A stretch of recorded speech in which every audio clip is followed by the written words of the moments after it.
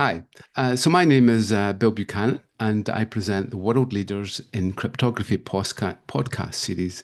And I'm so happy to have Brent Waters with me here today. Hi, Brent. Hi, Bill.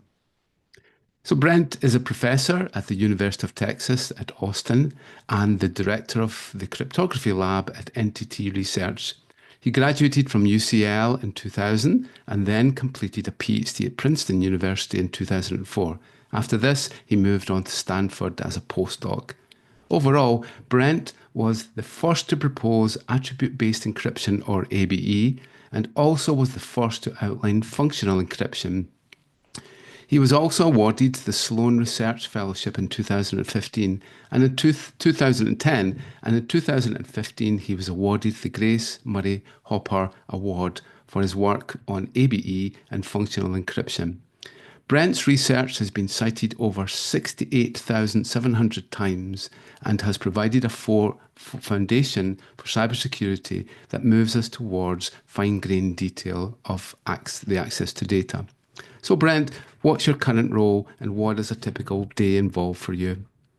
Well, as you mentioned, I have this dual role where I'm a professor at University of Texas at Austin, but also research scientist or director of the Cryptography Lab at NTT Research. Uh, yeah, as far as a typical day, I think one nice thing about being a professor or being a researcher is that I can essentially get up and think about what I want to think about. If I have these problems that are high in my mind and I really want to attack them, I just sometimes get the kids off to school first, but then come in, sit down, try to read papers. Also, I have a very nice colleague, David Wu, who's in an office behind me, and we'll go to lunch to discuss things. Sometimes, try to help students along. And yeah, it's a nice type of life to be able to have that freedom where you just kind of go for it.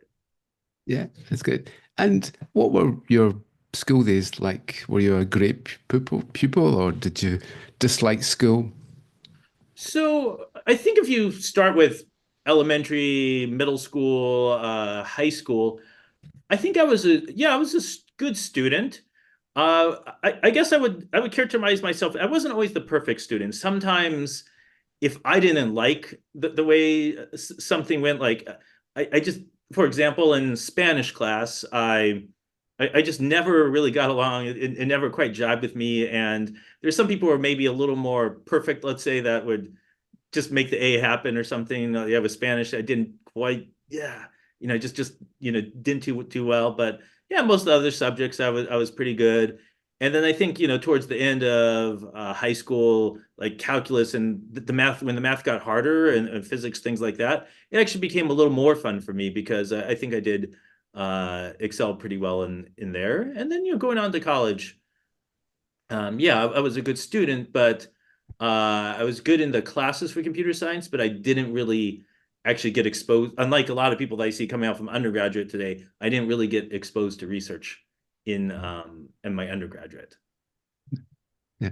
And what sparked your interest in cryptography? I mean, you outlined that you were interested in maths and the calculus Yeah. area got you interested. Obviously, finite fields is a different type of maths than you have with calculus. What sparked it with you with cryptography? Yeah, I had a more secure, a more indirect path than I think a lot of people. So when I graduated from UCLA in 2000, I felt I wanted to learn more, wanted to do more. So I went to a PhD program at Princeton, but I didn't really have that big of a, unlike a lot of people, I didn't have a very good sense of what I wanted to do. I came in as a systems person. And to be honest, my first couple years were uh, fairly rough at Princeton, just because of that. And I got started with someone. It wasn't the right match at all. But what happened was during my first year, I took two classes. As far as sparking my interest, one was with who eventually became one of my co-advisors, Ed Felton, Mhm. and he taught a security class, which but as part of the security class, he introduced cryptography a little bit. And believe it or not, I actually didn't really know about cryptography up until then. It sounds kind of embarrassing to say a little bit, but yeah, it's roughly the truth. And it got me into it. and or got yeah, just seemed the magic of it got me excited. And then the other class I took, I think also my first year, was by Amit Sahai, who eventually later on became a co-advisor a little bit after Ed Felton, and was also the co-inventor of attribute-based encryption along with myself. And there we got to talk to a much different view of cryptography, what you would call from the foundational perspective with reductions, that type of thing. And that it took me a little more while to kind of get in jive with that type of cryptography, but there was some love there also of like provable security. Like I just hadn't been exposed to it before. And I think those two classes, got me thinking, hey, cryptography is something I want to do. And, I did also move out of the initial situation into working with Ed and eventually with both Ed and Amit. Yeah, it's great. And you're quite unusual as a researcher. Typically, what would happen with a researcher is that someone would spark interest in a new field, and then others would come in and then become leaders. And this one paper you would then drift into other things. But you've generally led.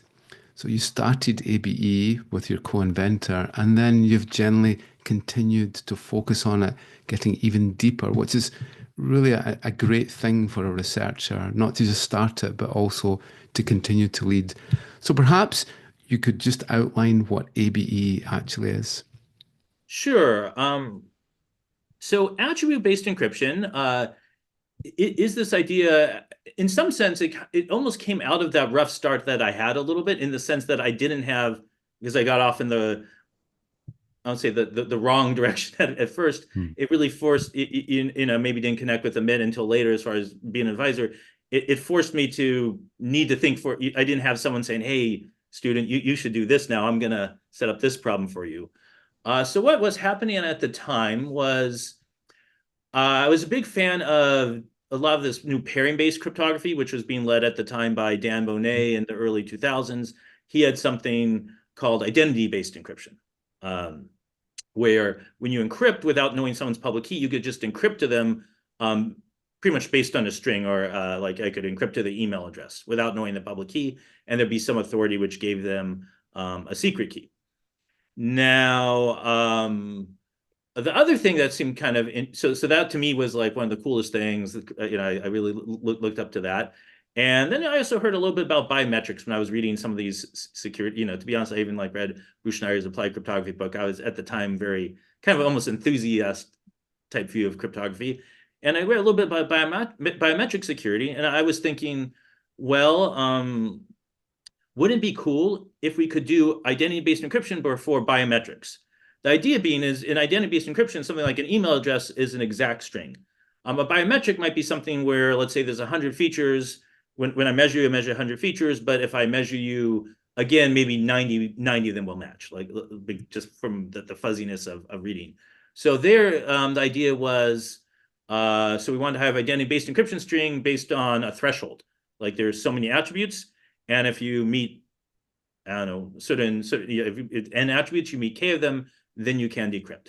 And I remember I had this thought, and I went to Amit, and we actually we worked a little bit before that, but not too much. And I, talked to him, and I think he took a little time to think about it. And he said, "Yeah, let's go for it." And we went ahead and built this. We went ahead and built it from pairing-based cryptography. And then kind of towards the end, there's just a little bit more of a spark of, hey, wait a second, it was still all about biometrics and everything, but it could be more general. Like it doesn't have to be just biometrics, it doesn't just have to be a threshold policy. It could be something more. And just in that paper, we just introduced attribute-based encryption almost at the end. It's like a future thinking section. It was just maybe this much of text or something like that.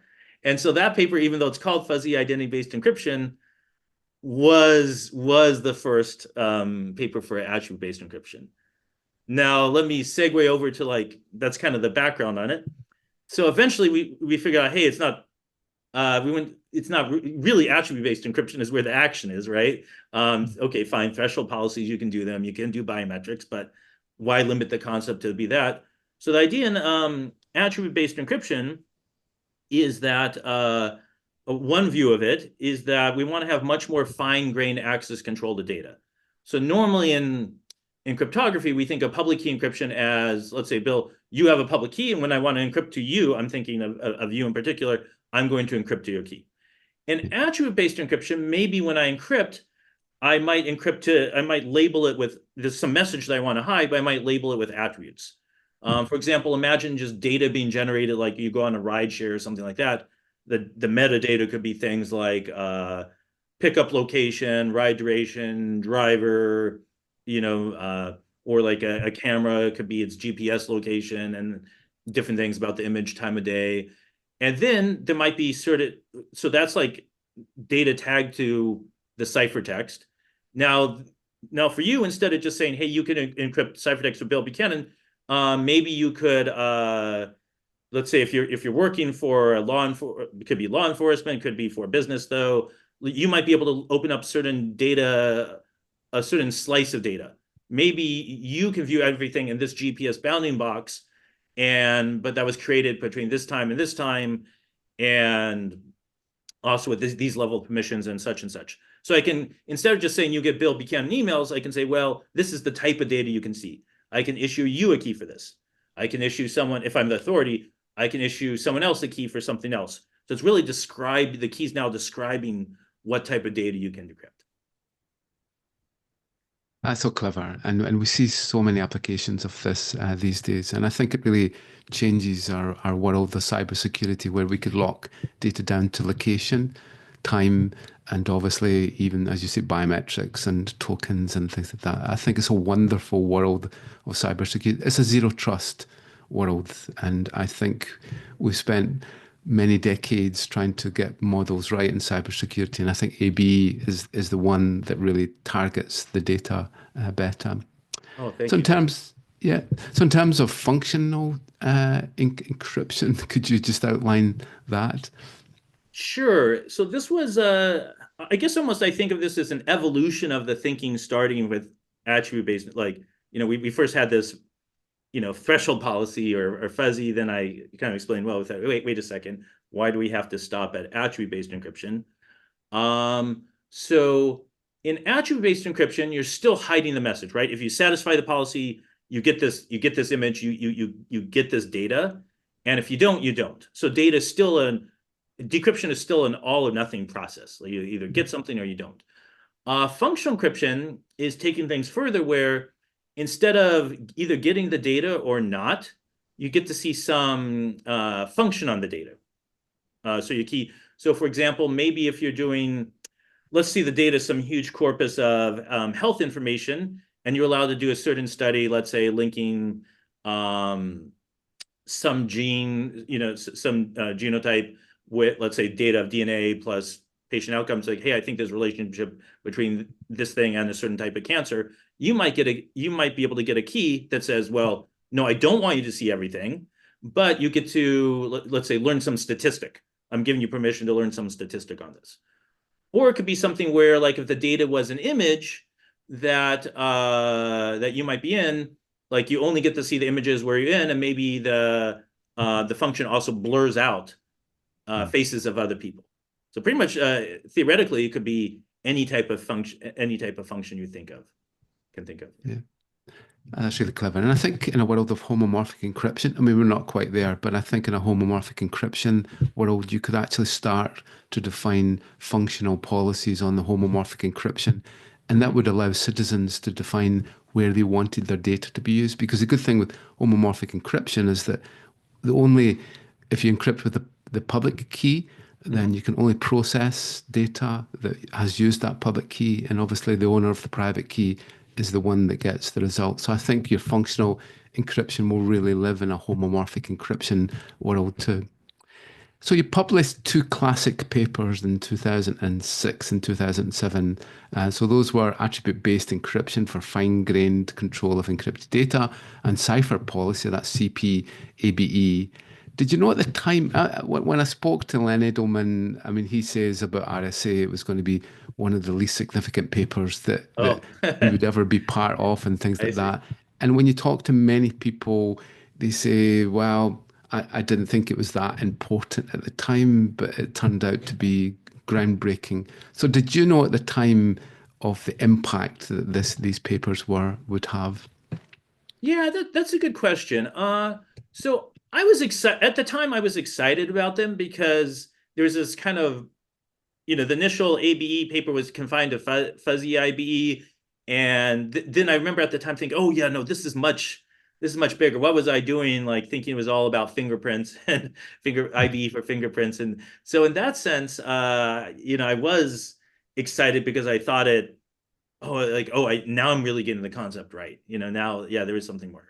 Now, did I think uh did I think it would get X number of citations, or people would be using, like, it's used for other things like building other blocks like succinct garbled circuits, all that? Probably not, or to the degree maybe I wasn't even thinking at all about exactly how much it would be used later on or something. So in that sense, yeah. So definitely I didn't see exactly where it went, but I was excited. I was feeling like, oh, my visions. It was kind of less mature like a year or two ago. It wasn't real, and now it's starting to take shape. Yeah. And so people like Whitfield Diffie and Marty Hellman submitted a patent for their method, and the RSA patent obviously happened, and we see patents like Peter Schnorr's patent that held back the industry for a while.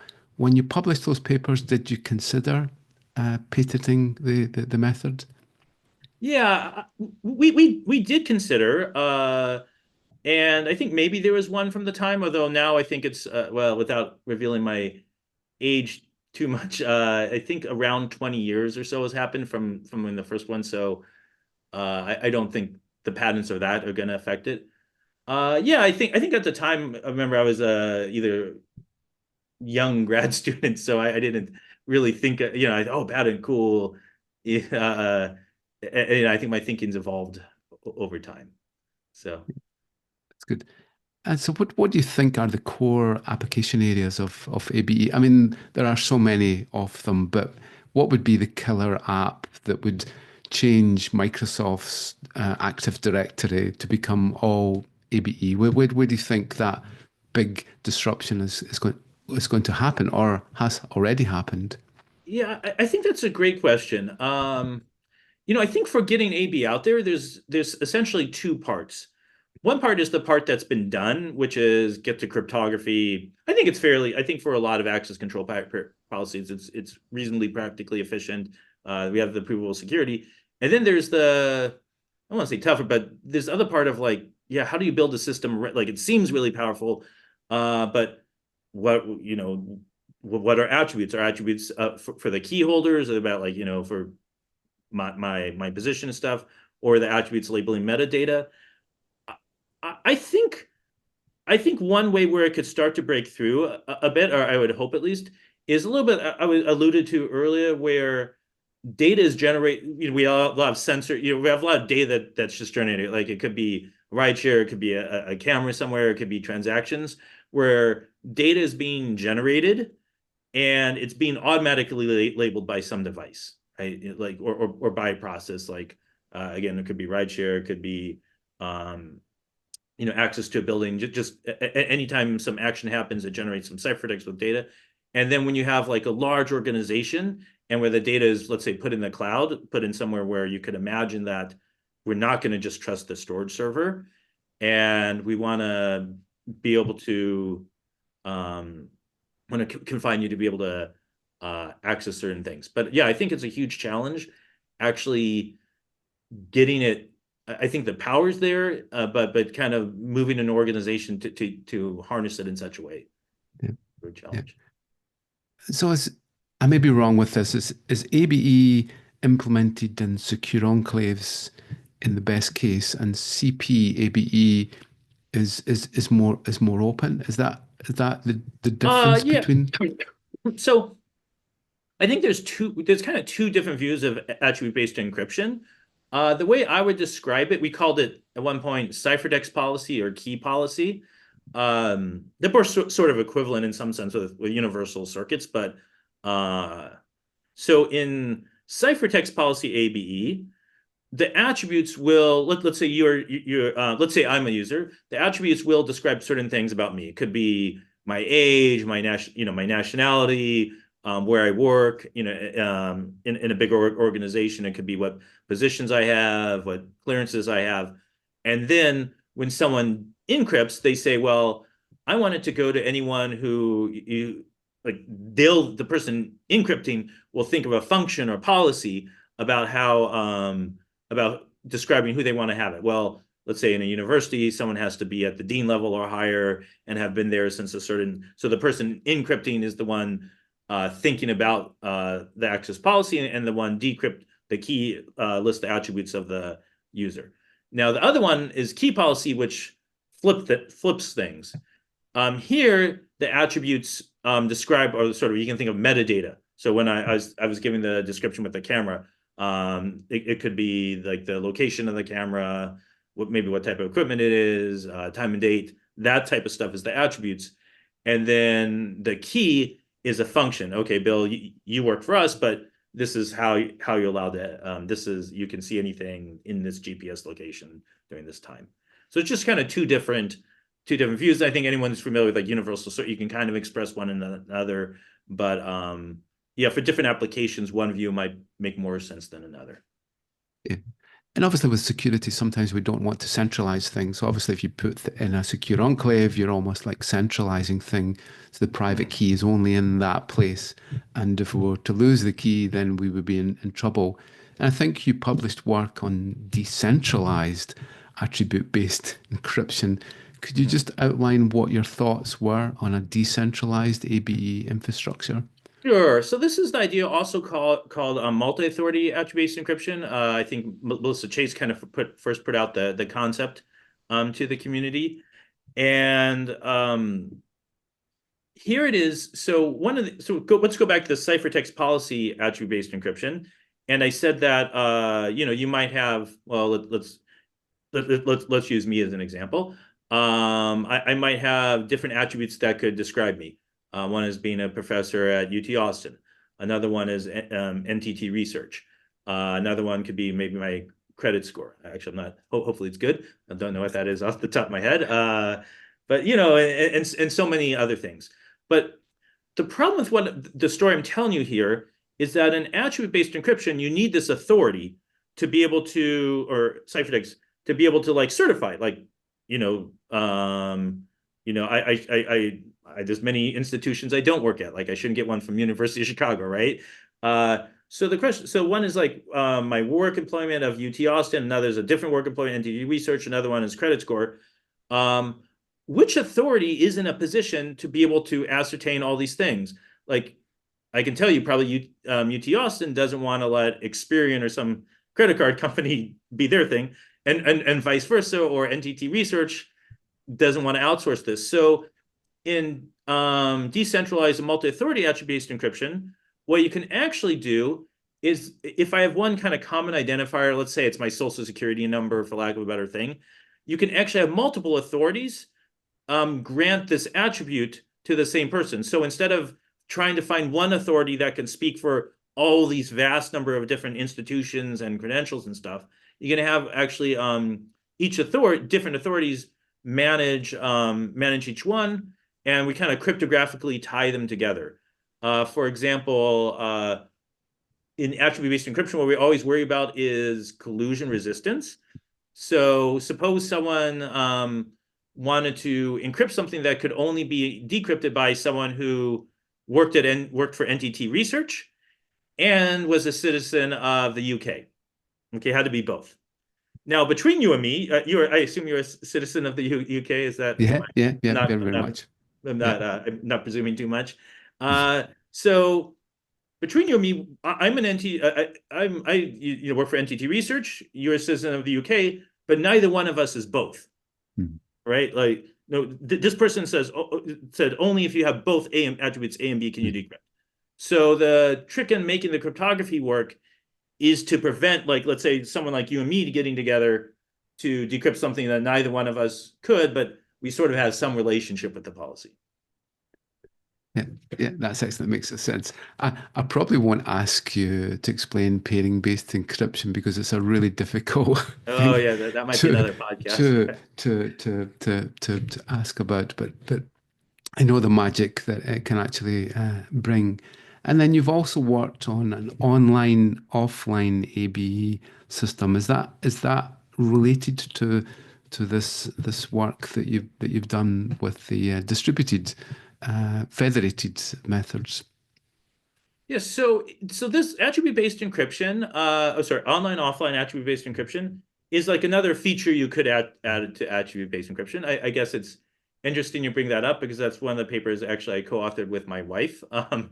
Ah, well, Yeah, so excellent. I don't know if that was known, but yeah, so Susan Hohenberger, she and we so the idea there was when you do an encryption, an attribute-based encryption, or generate a key for a certain policy like we're talking about, there is a certain substantial, not totally infeasible, but a substantial amount of computational overhead, and it might be a bit much for like if there's a burst in traffic for doing stuff, or maybe for some devices like a handheld device, like actually doing all this computation might be a bit much. So the idea is that let's say we're talking about a device doing encryption like one of these cameras that low power. What you can do is you can actually do the bulk amount of it. We call it offline, but beforehand, let's say pre-processing, maybe on some bigger server, and kind of load some information on. But you don't know what data you encrypted to at that time. You don't know what the attributes are. So you just kind of create a sort of a pre-ciphertext in a way. And then later on, let's say the camera or device sees some information, wants to encrypt it from the context, figures out what attributes should be associated with it. It can create an attribute-based encryption ciphertext, but without doing the computation, doing the amount of computation it has to do is much less than it would have to do from doing it from scratch. So that's the idea of Yeah, that. that's great. And there was obviously a lot of work on identity-based encryption for many decades, and it hasn't probably taken off as much as it could have done. Do you think there are still application areas for IBE in our current world? Yeah, so the way I see, so again, identity-based encryption is, yeah, I want to encrypt to a particular string. And I know there was one company, Voltage, at one time that was working on building encrypted email system or different systems with it. Um, I see, so the concept of identity-based encryption was first put forward by Shamir, I think in '84. Shamir? Yeah, yeah, yeah, I could be wrong about the yeah, date. And yeah. then Dan Boneh, Hmm. so Boneh and Franklin, I should say, sorry, put out the first identity-based encryption system. Now, the way I see identity-based encryption is really valuable, but maybe for a different reason than you're saying. To me, it just opened up the door to a whole lot to pairing-based cryptography, to these other more expressive things as attribute-based encryption, but, which again led to functional encryption, but a lot of this computing on encrypted data. So I see its impact. I think it was the work is given the Gödel Prize. I see its impact in terms of that lens. Now, as far as like just building an application just on IB for access control, I'm not sure, but I think it's been a tremendous success through the way I look at it. Yeah. Yeah. I mean, if you still look at it, we don't use any encryption or signing an email. And it's just crazy that it's been 40 or 50 years of the internet and we're still sending uh, untrusted emails. The main cybersecurity threat is spear phishing all the time. So there's something wrong with the way we're doing public key encryption that it Yeah. just isn't working. We're not passing our public keys correctly. Remember, we had repositories. I remember putting my public key in a repository so that people could send me Yeah. encrypted And no one uses it, emails. I guess, No right? one uses it. Yeah. It's crazy. But obviously, with IBE, the magic was that you could use my email address or you could use my postcode or zip code or something like that. So it's a shame that it hasn't taken off because, from a usability point of view, I think it would have worked really well in that we didn't have this clunky public key infrastructure that we have just now. So the dream is probably still there. maybe we're just a little bit off in actually implementing it. Yeah, So I see it it's that really you strange. work on SNARKs at the current time. Could you just outline how these work and what are their main advantages? Sure. So SNARKs is short for succinct arguments. And, Mhm. I should say like there's I've done a little bit recently, but there's been a whole lot of other people who've worked a whole lot more in them. The idea is I'm not sure like in for NP languages there might be some statement I want to convince you of, right? It could be a cryptographic statement like, well, this is a commitment of such and such. So usually when I can try to convince you of something, there's a statement X that I'm interested in, and a witness, let's call it W. Okay. So if I communicate W to, and then there's some program, let's call it P, and you check a P of X W is equal to true.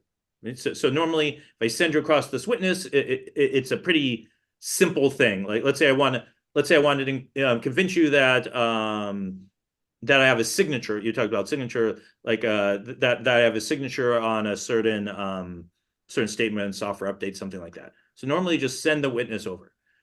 So what succinct arguments try to ask is, can I convince you of this, but in much less space than sending the witness itself, right? And these I don't really work in blockchains, but these are have a lot of applications in blockchains, also for building other types of cryptography. And as far as solutions for them, they almost bifurcate, kind of break them up into two types. So one type will use like things like what's called the random oracle heuristic, or some what you call non-standard assumptions. And the advantage of these systems is that you can get, now a lot of people work on, you get pretty efficient, pretty as far as practical efficiency. There's been a lot of works that have really pushed them pretty far. But from a cryptographic or foundational point of view, so that's great on that end. Some people say, well, I want to have standard assumptions. Can I do it without taking this random, what's called, we won't get into the random oracle model here. It's probably too short, but kind of, there's some reasons why people would want what you might call better assumptions, more sound assumptions, or at least I don't know how to describe it, more foundational assumptions, better ways to believe it. And for there was a system in 2014 put out by Mitsahai and myself that showed how to build these things from something called obfuscation or indistinguishability obfuscation. Now, Mm. full disclaimer, there's not really practical versions of indistinguishability obfuscation out now. But we showed how to do, like, there was this kind of very simple thing of doing it where if I knew a witness to a program, if I knew a witness to a statement, I would go to this obfuscated program, show it my witness, and it would essentially just generate a signature that statement was true, and then you could send this and you can send it on this kind of short signature. You could send it on over. Now, recently, there was some limitations for that system where its security model, it would only work if if the attacker told you what statement it wanted ahead of time. It's not quite the right definition. The better definition is one where the attacker can decide adaptively. And with my colleague David Wu and I, and also another work with Mark Sandry and myself, we've been trying to improve the original. We have been improving the original system to get a better version of that. That's excellent. And there's obviously some great teams that have been created. Diffie Mhm. Hellman and but Marty Hellman and Whitfield Diffie, the RSA team, and so on. And you worked with Dan Bonnet Mhm. on functional encryption. What was your memories of working with him? Yeah, so my relation with Dan was like yeah, one of one of my earliest teammates was with Amit Sahai at Princeton before he kind of left and that was a great teammate. And then the neat transition that happened was when I got to be a postdoc in 2005 at Stanford. I only met Dan a few times before then, but he was you might call, remember I'm a younger early 20s. I was a little bit of kind of research hero in a sense, right? Or and to kind of get to go to Stanford and be with him was a work with him was a dream in a sense, just the whole environment. And yeah, it was really, yeah, just being around him, seeing first of all how naturally the pairing-based cryptography came to him was, and then he was good for discussing like the vision, around that we had attribute-based encryption kind of came to fruition around this time, but he was one of the people I was discussing the vision of moving to functional encryption with. In 2007, we had a paper called searchable encryption.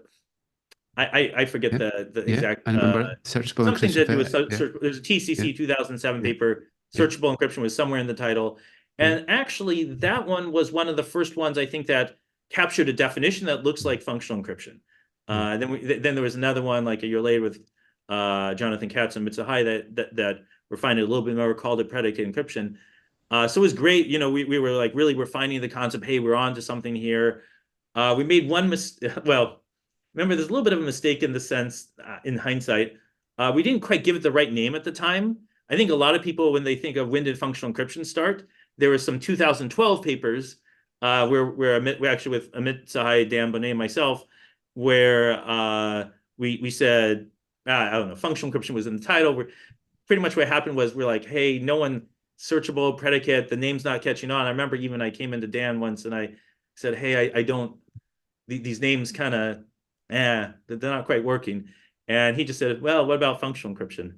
And yeah, that name seemed to work. We started using it in talks, eventually put out in a paper a couple of years later. The only sort of negative side of it is that I think, unfortunately, the community, a lot of them, like, say, 2012 is the starting point, point to one or two papers from there. And, I really feel it was like 2007. But yeah, working with Dan was great. He introduced me to this problem of broadcast encryption, and had a great idea towards solving it. Yeah, so a lot of just also a different perspective. I hadn't, partly because I didn't get started in cryptography earlier. I didn't. I was just starting to interact with more and more people, and he was like one of the first people that I actually started to really get to know well. Yeah. And so you went from California to Texas. Why move? No, so after my postdoc in 2005, I actually got my first job, well, my first non-temporary job, let's say, at a place called SRI, actually Yeah, in the yeah, Bay Area. yeah, yeah, And that was a great place for many reasons because I was single at the time. But it allowed me, I got a little slower start from grad student, then it just started to catch up. And that was like, I was there for about 3 years, and I got to really just focus on, it was pure research. There wasn't too much else really going on other than that for me. And that was really special. And then around the 2000, was it, sorry, around I went on the 2007/2008 academic cycle. I did decide I wanted to, the SRI, I really appreciate the opportunity, but I wanted to move on and try to be a professor. I so I went on the job market at that time. I gave myself a chance, and then what you do is you apply to a lot of places you think are good matches. Things clicked well at University of Texas, so some things when you go on, you get some offers, you don't get others. Some things happen, work out. Part of me would have. I grew up in Southern California, actually. ah, yeah, Part of me would have loved to have like been able to have gone. I would have liked to have been able to maybe have gone to Southern California at the time, like rejoin the family, this type of thing. Those weren't quite there. But yeah, and Texas was like a good opportunity, and well, I also really, because of the Southern California thing, warm weather was a factor too. Wasn't the factor, but yeah, Texas is hot. Yeah, I don't know yeah, if you may have. yeah, yeah. Boston probably too cold in the winter, I would Yeah, there's a think. lot of great. I mean, I should be open. I am and should be open to multiple things, but yeah, Boston would be a little challenging for Yeah, Southern California or like me. yeah. Um, Yeah, I'm sure I live in Edinburgh in Scotland, and I'm sure that the Oh, winters wouldn't be kind for you. yeah, I'll visit you in the summer. Yeah. Yeah, that's excellent. Uh, so you also work with the mighty Craig Gentry on witness encryption. Could you just outline how that works? Sure. Yeah, yeah. Craig was another person. It was great to get to meet in my career. So in witness encryption, I think that was also with Sanjam Garg and Mitsai.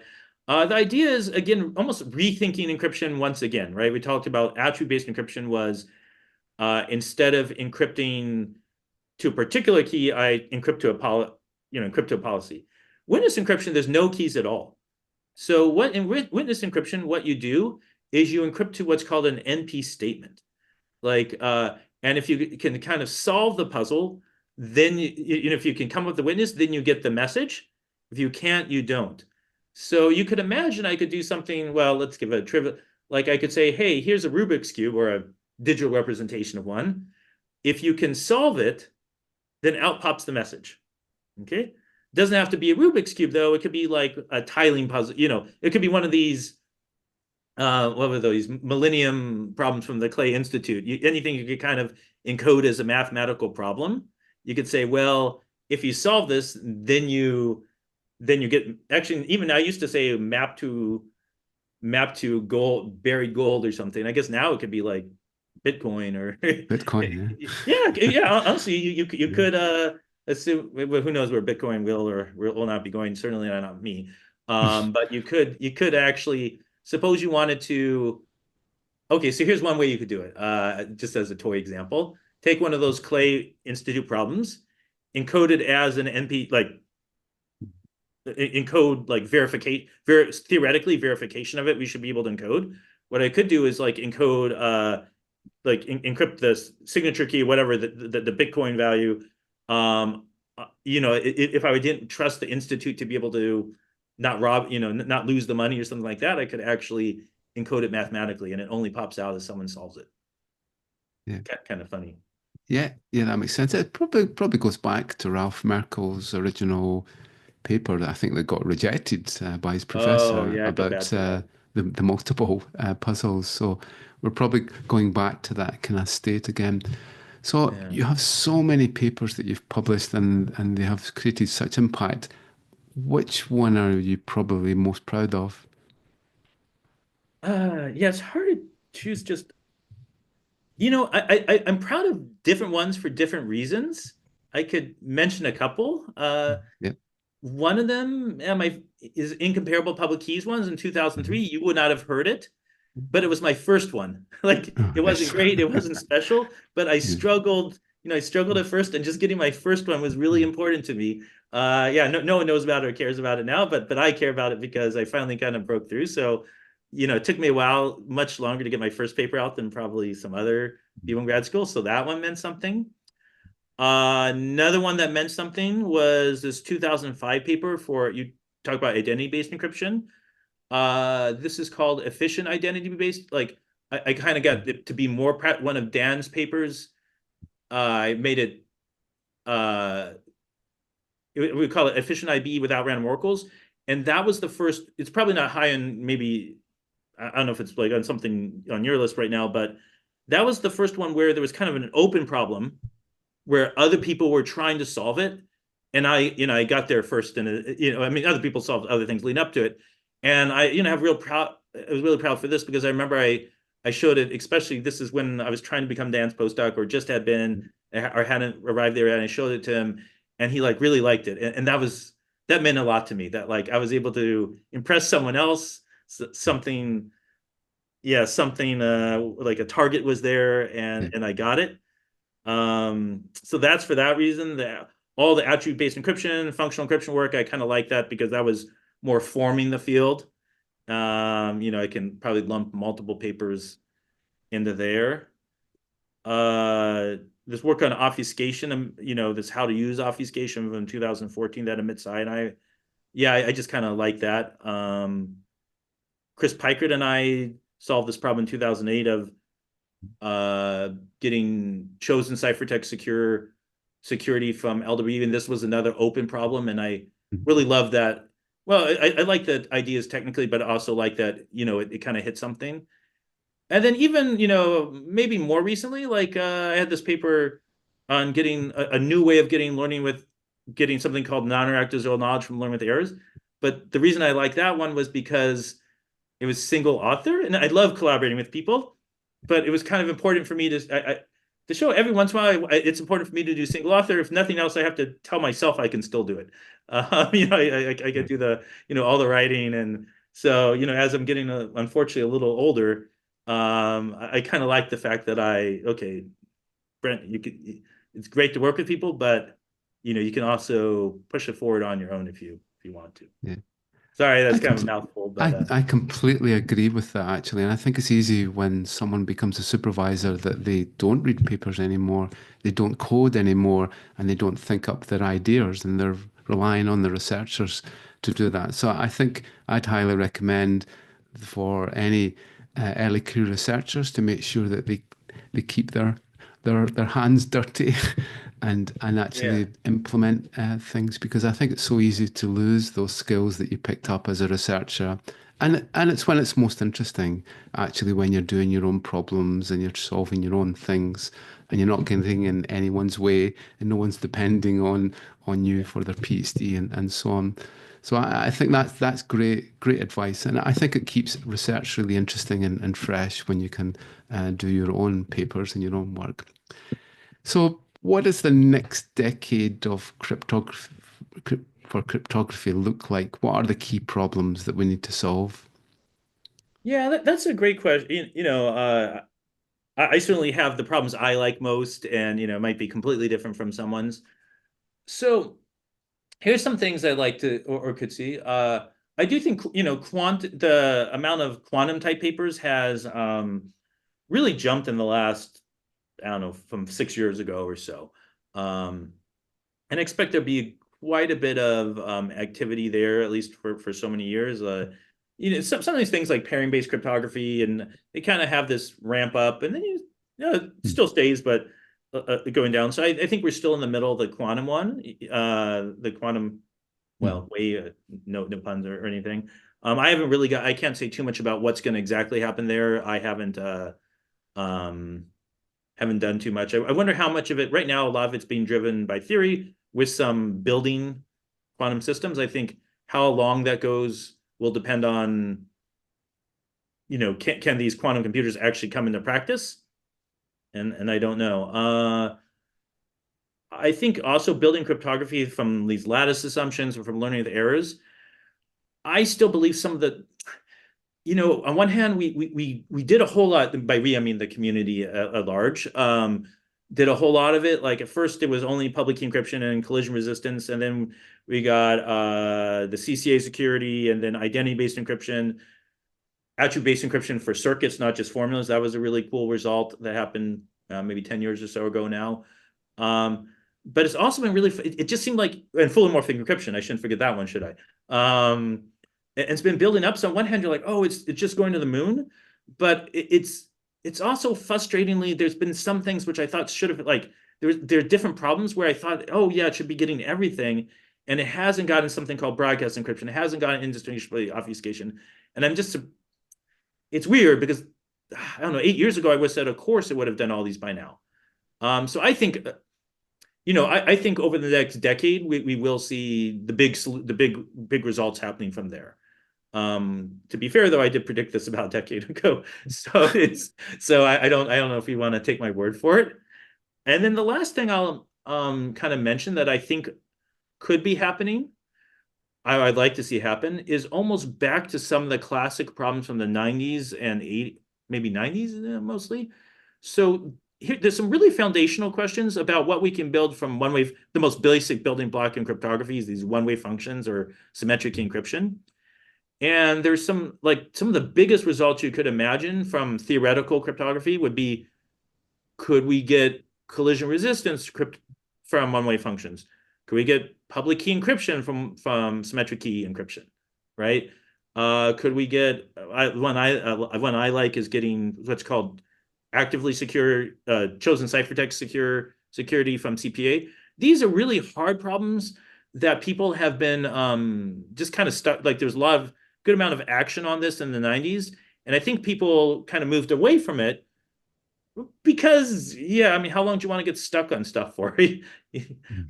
But part of me wonders, sometimes it helps to like come back. Well, uh, I think it's, and there's some sort of impossibility results. I think there could be a couple surprises, and I think it's maybe underthought about right now. Yeah. And obviously, with things like the sponge functions that you get with SHA-3, you can merge symmetric key with hashing methods so that you only have one method there and you don't need separate things to do separate entities. And you're right, maybe there is a method that we could implement that would integrate with public encryption. So I suppose one of our biggest challenges is going to be the rise of quantum computers. Who knows when it's going to happen? I think the NSA have defined for critical national infrastructure in the US from 2025 to 2030, we must deprecate our existing RSA and elliptic curve methods. I mean, this is going to cause such a disruption, and to be able to even find all of your public key artifacts and key exchange and signatures is going to be a nightmare for say, a bank. So, how do you do you think this migration really will happen in the next few years, or will it be a panic that NIST will just say there's no more RSA trusted anymore? You can't get FIPS certification, so you need to close down your systems. How will the migration happen, do you think? So yeah, I mean, I might not be the best. I don't maybe keep up with Yeah. standards, and I'm a little further away from practice. I do think for most of these things we have candidates that are secure, learning with errors. Now, one question that comes up that is further away from me is, can we get it with exactly with this type of efficiency? I think that could be a problem. Um, Now, one thing I think that's important to do, even with some loss of efficiency, is not to actually throw away something like RSA, but to use it in parallel with something else. So let me take an example. Like these things are called combiners. Let's say you have a signature scheme, right? You want to sign a software update, something like that. Well, if you make it post quantum secure, you could replace it with some isogeny or lattice type thing. But or what you could do is you could say sign it with both the post quantum thing and the old thing, right? Or key exchange. You have to be careful with key exchange a little bit, like not to mess it up. But you could do a key exchange kind of in parallel with both the post quantum one and with RSA one, and let's say merge the shares together. And one reason I think this is important is, okay, there's one world where, okay, quantum computers pop up and RSA or discrete log cryptography, goes back down. Another world could be where that doesn't happen, but some of the new proposals are broken not by quantum machines, but just by they just weren't secure. And so one example of this, I'm not very I'm not very familiar with it, but for isogeny-based curves, not the whole. There's different versions of this, but one of the proposals for this was actually just broken, not by a quantum computer, but just by a plain old attack. Now, just imagine how bad it would be if we had moved to that and thrown away the RSA stuff, right? And thrown away the old stuff. Like that would be a disaster. So I think some standards are doing that. So to me, I wouldn't. I would be doing the kind of having both systems in parallel. Now, this will cost you some. I mean, in some sense, to have two things, your computational overhead will be twice as much, right? Let's say, assuming they take the same amount of time to do different tasks. But yeah, I really hope that, and kind of unfortunately standard like things that kind of seem simple and or in theory or on a textbook, when you write standards can become a huge overhead, and maybe having two things going at once is a pain. So we'll see. Yeah. Yeah. I mean, we've had the Diffie-Hellman method for so many decades, and now it just disappears. I think the cyc method is what you were outlining, and the advantage with isogeny cyc method was that we could still drop it in to a Diffie-Hellman key exchange method, where with the Kyber, the lattice method, we've got to use key encapsulation. And as far as I know, key encapsulation isn't a very good method because of the forward secrecy and things like that. So I think there's still a lot to play for, and I think NIST is looking for alternatives and doesn't want to get stuck with learning with errors just in case it gets cracked. So hopefully it'll be an interesting landscape overall, and it's good to see the US is moving probably faster than the rest of the world on this. I think the EU will start to move quite soon, and I can actually start to see a lot of regulations happening in certain industries. So you've got a foot in both camps. You're an academic, but you're also working in industry. So you see both sides of innovation. So what advice would you give to technology innovators on what they should be targeting on at the current time? Yeah, so just to be a little fair, yeah, I do have a foot in industry and academia. I will say the industry that I have my positions at NTT Research is still very much an academic Yeah, type one, so I wouldn't try to promote myself as someone who's in industry in a sense. Uh, I think what I'd like to see from industry or technical is to people to be more open to using newer cryptography.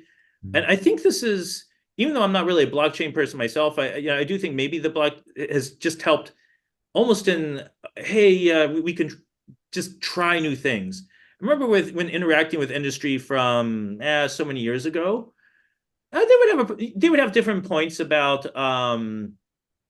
okay, you can't just take the latest paper and dramatically switch over to that. You need to some things that might sound good from a cryptography narrative perspective. I'm just going to tell my story, my paper. But on the other hand, I do think maybe I could see industry getting a little too close-minded to new things, like almost like a no mentality. And I think being open would be something I like. I think it's actually gotten better, but something I like to see happen. Like, hey, let's try something new. yeah, that's good. So if you could change one thing in your career, what would it be? Oh yeah, that's a good question. Almost different types of things. I could give you two examples. Like, so I think if I was, I think my wife would tell me, like, she tells me, you should have, we should have been together earlier. Like, I think we met so we met at a conference like actually security slash crypto conference in Yeah. 2005. I think we Wow. had some chemistry, but yeah, maybe Excellent. let's just say they did some misunderstandings. It wasn't until a couple years later we started dating, and and towards marriage, obviously. So she's like, yeah, you should have figured it out back in 2005. Yeah. That's one regret. I think I have to put that one there. Excellent. Uh, type two, like, so three type regret. Type two regret. I would have probably got into this learning with errors stuff. Like, you can Yeah. build a lot of new cryptography from it. Like, I got into pairings at the right time when it was really hot, and there would have had to be. I would have had to learn some. I think to get into learning with errors and had some more of the early innovations. I had to kind of reinvent myself, learn it. And I was took me a little longer than I should have, just because of a little bit of the learning curve. And so I think could be a little bit of a lesson of, yeah, you gotta put in time, take the risk, be flexible, and eventually got there. I wish I got there a little sooner. And then, so these are different. And the third type, I mentioned I grew up in Southern California. Love what University of Texas at Austin, state of Austin's given me. Part of my regrets is maybe not finding a way to have gotten back to be with my family in Southern California. Uh, when I first applied 2000, or in that 2008, I applied, just opportunities when I probably would have gone to somewhere if it had happened. Mm.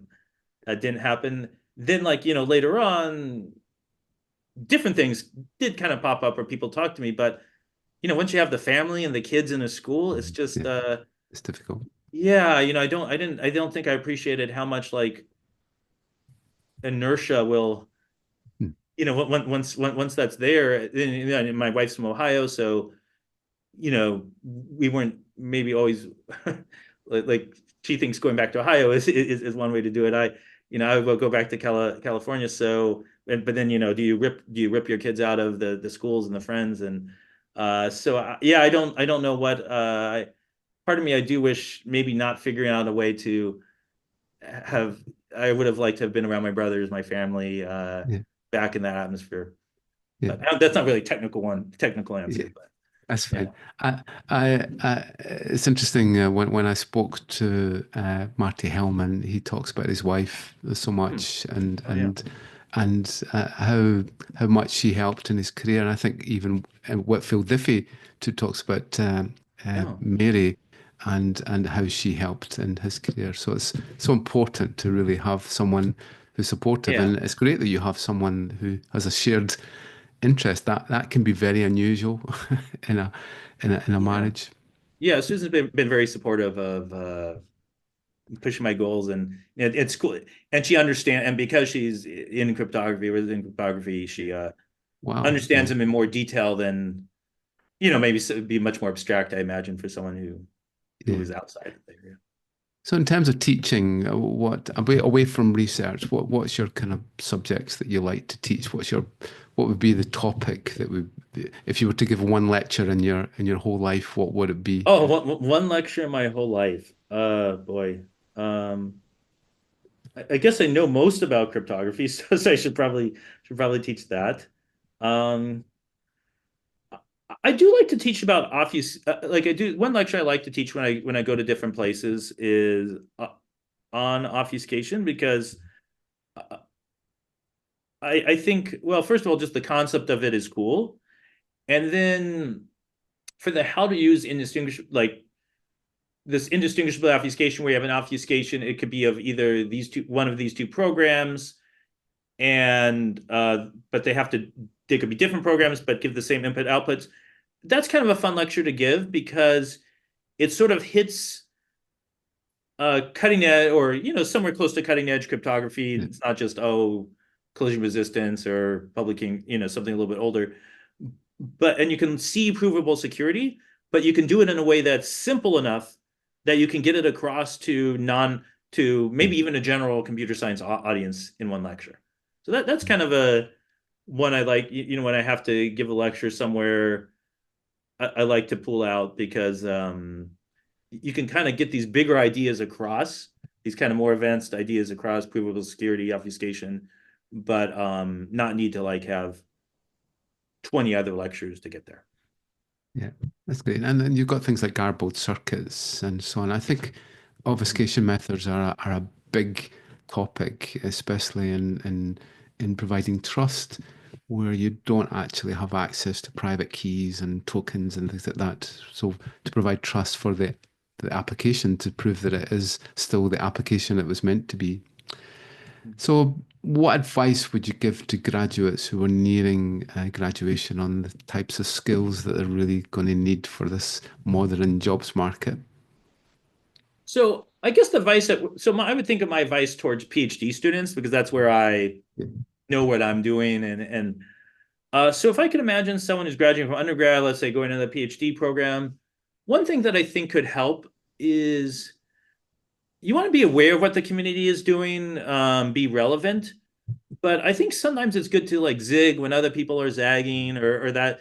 Uh, One thing that helped me with the attribute-based encryption was that I did cut my own path. Like I think a lot of the community was working on, and these are good problems like universal composability at the time. Uh, well, okay, commitment, and great results from there. But one thing that helped me was I wasn't just doing what everyone else was doing. I did do something different. So I think trying to figure out something a little different, that's important. Now, you don't want to just do something obscure that no one will ever care. You know, you have to be a little careful with that piece of advice. The other thing is if you're a PhD student, it can be tough. In the sense of one of the jobs, I don't call it my easiest job, but one of the jobs where my value was most clear to me in my life, I actually worked at an Orange Julius slash Dairy Queen a long time ago. I like combined in one store. And there I could like see the value because someone needed a hot dog, maybe a chili dog, and I would make it and then I would give it. And I understood very much like what I was producing. Like, you know, and it was very, very immediate and or, you know, as Julie smoothie, ice cream, that type of thing.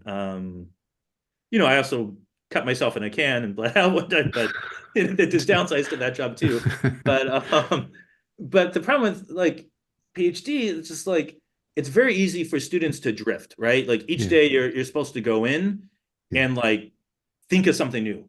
I mean, that's pretty vague, right? That's pretty it could be easy to just like a couple months go by and you know, it's like, oh man, I have to think of something new for myself.